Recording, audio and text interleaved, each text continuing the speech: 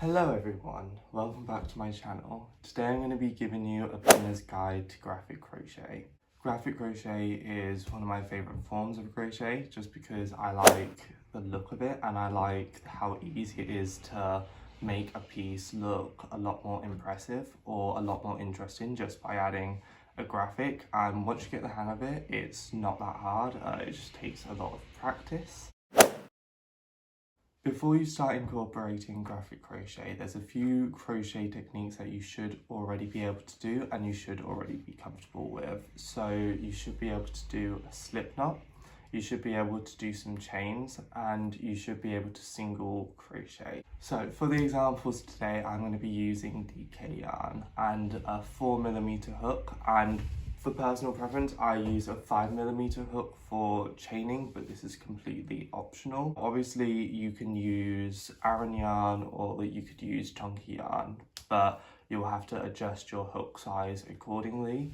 When you get more used to graphic crochet in general, you can kind of play around with the hook size, but I would say for beginners, using the recommended hook size on your yarn is probably a good place to start.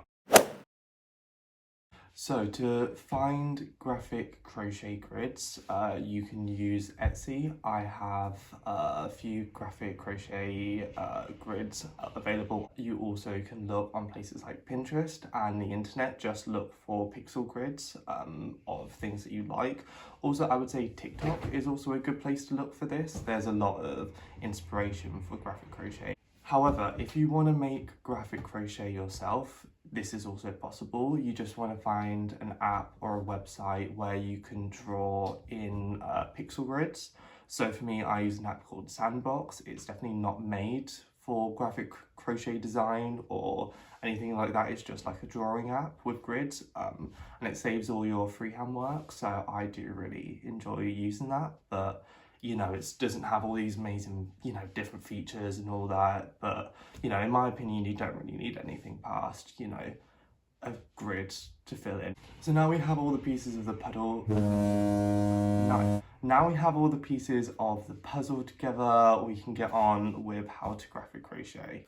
Right, so we're over to VoiceOver James now, so I'm going to take that 5mm hook and we're going to start our chains.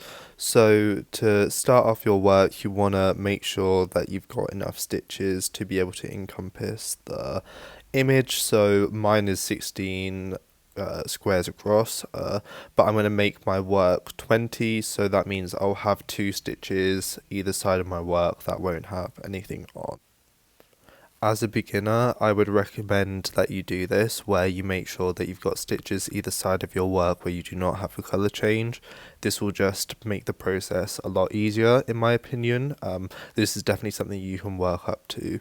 So I've changed my hook to a 4mm hook. Obviously you do not need to do this if you didn't make your hook size 1mm larger for your chains, and this is where I'm going to start doing my single crochet row, and we can incorporate that color change.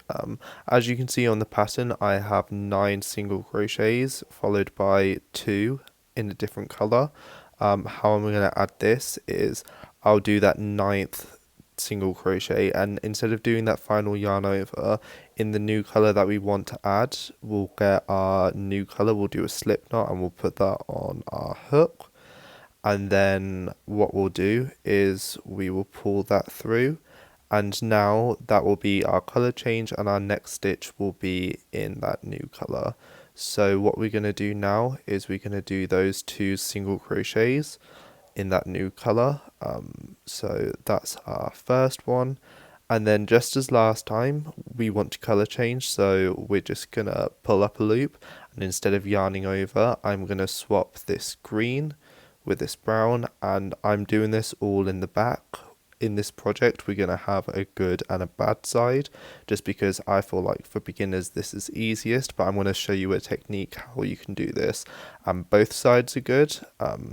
But as you can see, I pulled through that loop in that brown colour and then continued on that row. So as you can see, I'm on my next row and we need to add 4 stitches of that green colour.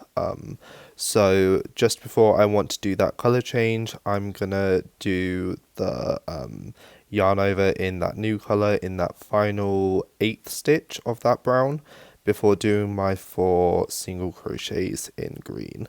And a tip for this kind of crochet is when you're using your yarn to change colors, you want to make sure that you're leaving enough yarn in your bad side, so it's not too loose, but it's not making your project super tight. So as you can see, I'm keeping this project quite stretched, and I hold the yarn in place as I change colors. This ensures that nothing gets too tight. We're going to continue building this up in that same fashion.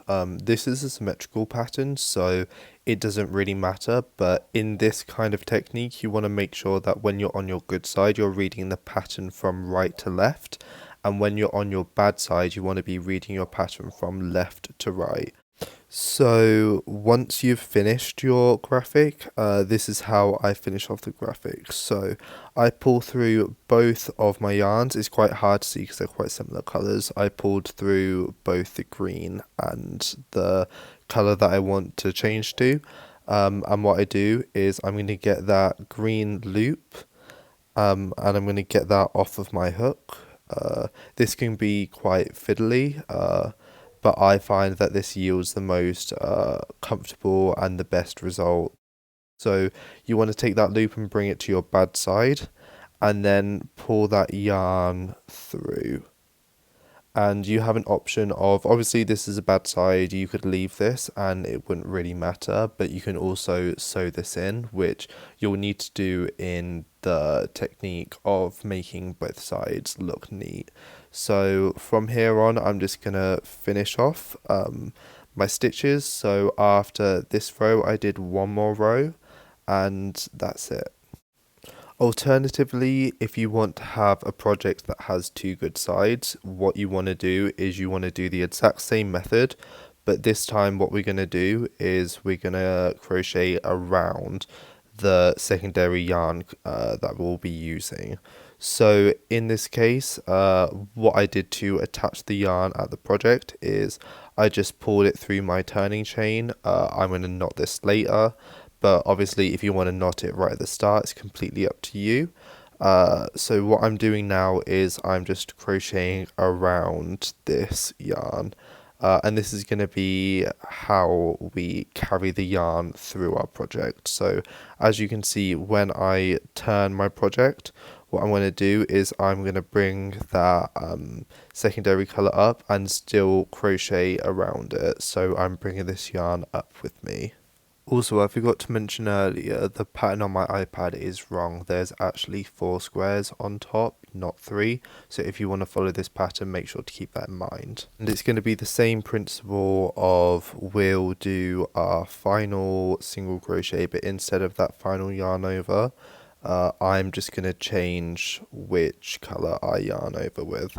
And now, instead of crocheting around that white color, we're going to be crocheting around that pink color. So I'll do my 2 stitches, and then instead of yarning over with my white, I'll yarn over with my pink to color change.